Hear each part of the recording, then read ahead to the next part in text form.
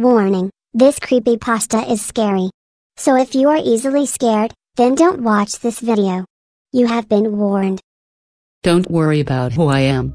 If you really want to know about me, just know that I'm risking a lot by posting this. If you had a childhood, regardless of when you were born, you should remember the cartoon, The Magic School Bus. It was a children's cartoon show in the 90s, where a crazy science teacher would take students on weekly adventures into places such as into space or through the human digestive system. It was a rather harmless and educational show, which is the reason why it has been prominently shown to children since its premiere. What most people don't know about the show was that it was meant to fit into a line of horror stories for kids in a show that was never made, titled Horror is Alive. The show, much like the Goosebumps television show, was about harmless horror stories, with 3 being shown in one episode. Despite this, the first episode underwent a complete overhaul during its production.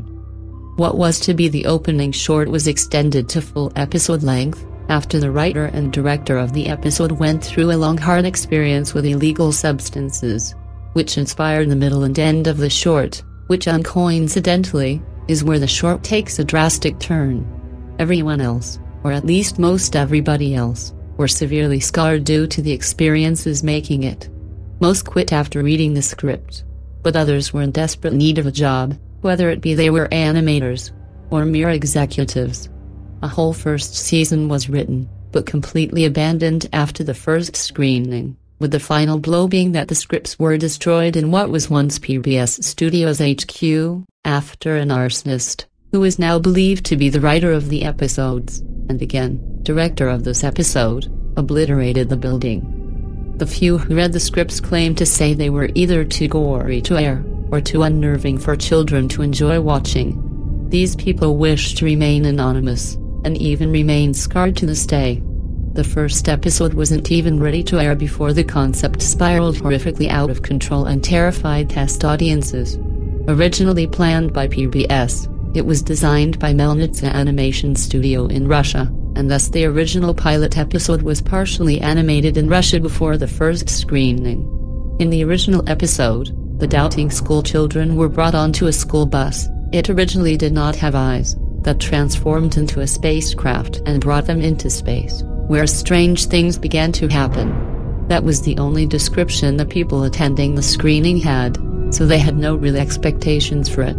After the screening, PBS took the original idea back to the storyboards, fired everyone behind the pilot's production, and remade it with well-known employees into, obviously, The Magic School Bus. The episode was sent to me in a cardboard box by one of my online friends, who simply gave me his first name, Sergey. Sergey was one of the employees during the late 80s and into the latter half of the 90s. His job was merely just checking to make sure the VHS copies of the animations weren't distorted, or any lesser quality than a first-generation VHS tape. He never told me this until I expressed interest in his old job, which triggered him to spill everything. He is much older than me, at 43 years old. The method that he used to have obtained the episode was simply sneaking into the Melnitsa Animation Studios, which is now merely a shoemaking factory, and breaking through the safe in what was then where the animation was processed, which was untouched. There, most of the old animations designed by the studio were there. The episode was hard to find, but due to him having seen the original copy when it was sent to him, could identify it. As such, the episode starts normally. The recut includes the original PBS episode 1, but the music is different, with an infinitely descending shepherd's tone replacing the happy intro. The title screen is merely black, with the words, comma over what must be English subtitles that says The Sad Bus. After some research, I found that it actually said I cannot breathe, which makes a little bit of sense, considering it takes place in outer space, of course. The version I obtained was a recut. Despite the fact it was the original tape, apparently, after the horrific reaction, the writer for Horror is Alive, and the director of this specific episode, in a pout, took the tape and attempted to edit out everything deemed unsavory by the test audience, but quit after about 3 scenes, and collapsed. I am guessing that the recut didn't include the bus eyes, but I'm not sure whether it's a layering mistake, or something much more sinister, due to the fact that two of the student characters, Carlos and Dorothea, have no eyes. I mean, they are there, but their eyes are missing, and no one mentions it. The bus also looks much more sinister because the front lights are normal on first glance, though still I like, almost like a human's eyes while literally frozen, and the grille of the bus just looks extremely sad, like it's in a constant frown. The voice work is also different, with a sense of sorrow and blatant uncomfortableness in the American actors' voices. In the PBS edition, Arnold's cousin Janet thinks that Mrs. Frizzle is borrowing, so Arnold has the teacher take them into space. In this episode, going into space is where things become very messed up. Nothing from the original episode is here, instead the bus transforms into a spaceship, kind of like one you'd see in a film like 2001, A Space Odyssey. There's no transition, it just becomes this. The walls are all wide and there seem to be infinite corridors with steep drops.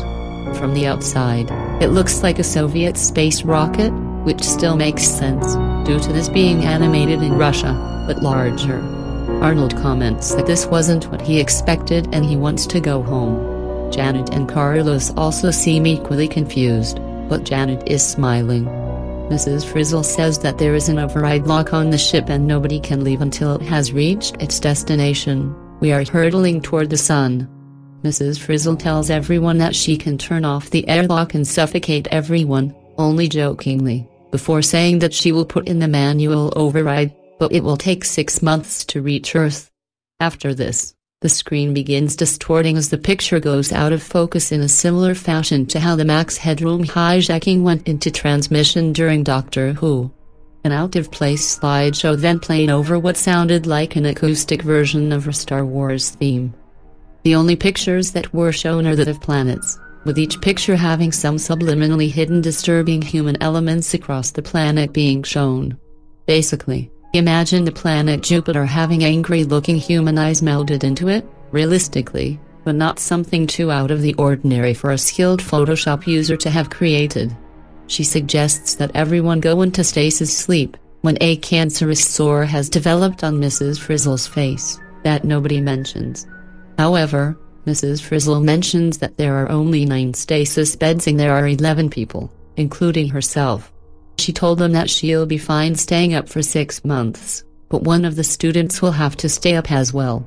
Ralphie suggests they draw straws. They do so, and Arnold is determined to be the one who has to stay up. Now up to this point, the episode was bafflingly strange, but this is where the show descends into realms that I couldn't make up if I tried. After everyone goes into stasis sleep, Mrs. Frizzle tells Arnold that originally there were 30 students in the class, but 20 of them died. She tells Arnold that she is going into the upper airlock where there is a separate bed, and she only told the students there were less beds because she didn't want them to face the idea that one person would be alone for 6 months. In addition to this, the time frame for returning home was actually 2 years. She leaves and locks the door behind her from the outside. After this scene, the same distortion affection occurs, as a long string of text appears, saying "But what about Janet?" several times. You could tell that time was passing by only because Arnold became more dirty as time passed. The 9 beds line the walls, and there are porthole windows along with a control panel that is deactivated. The food that was left for him sits in one corner of the room, and tries to ration it, but it only lasts him 1 month. He also has no means of a bathroom, so he urinates and defecates on the floor. After about 2 minutes, 2 months have passed, and Arnold is looking noticeably nervous and disheveled, yet hopeful.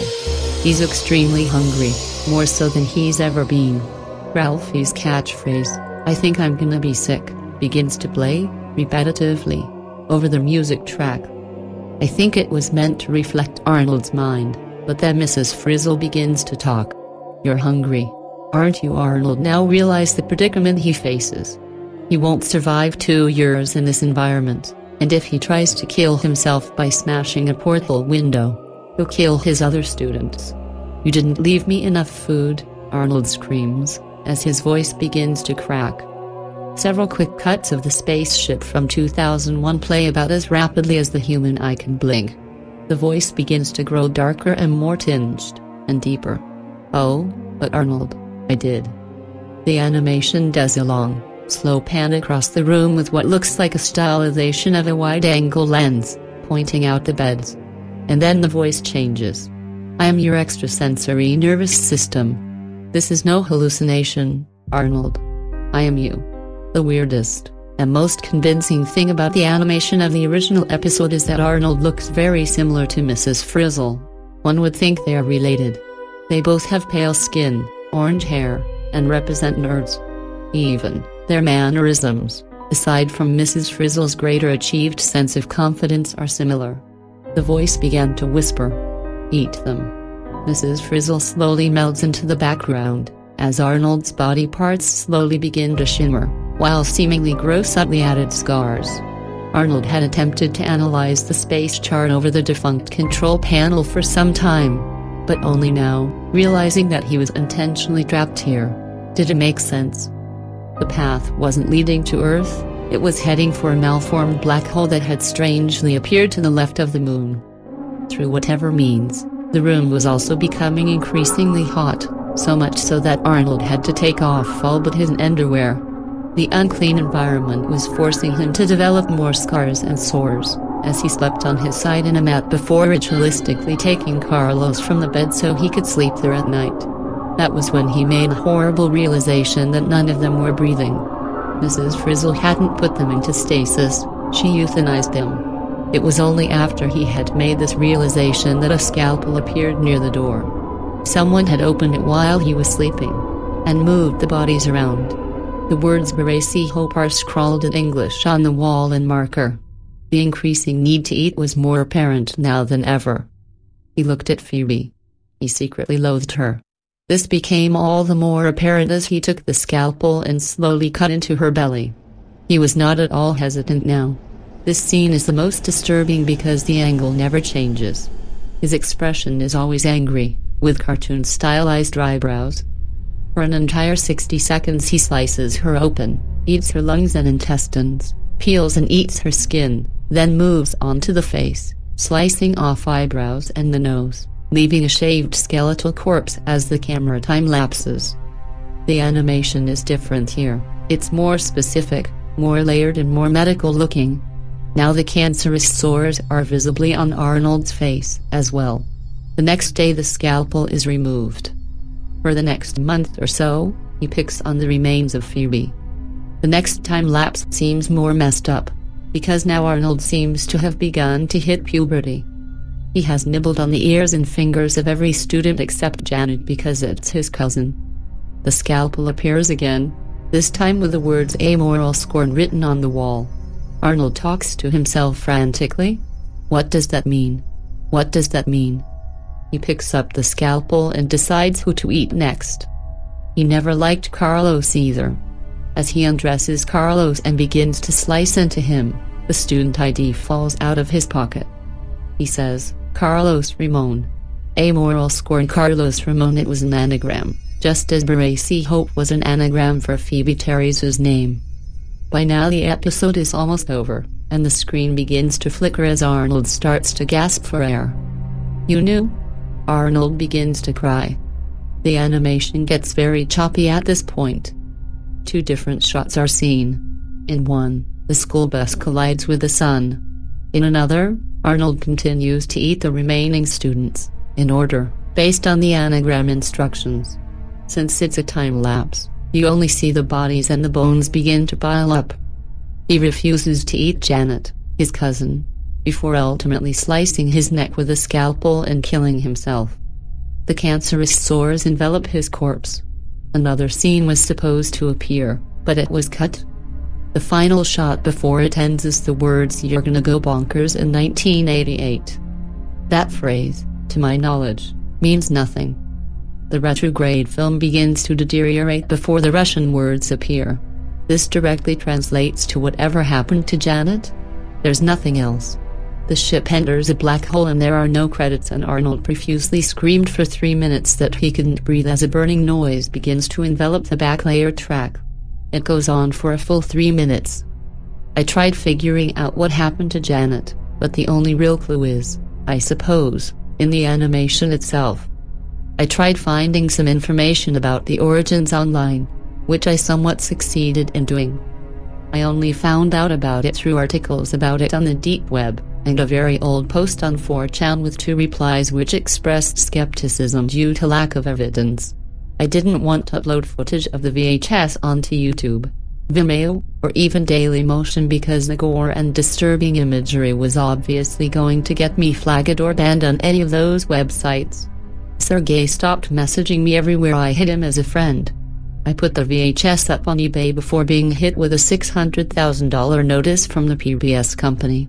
I got sent a very threatening email that told me my life as a professional contractor and plumber was basically over if I ever released that VHS to the general public.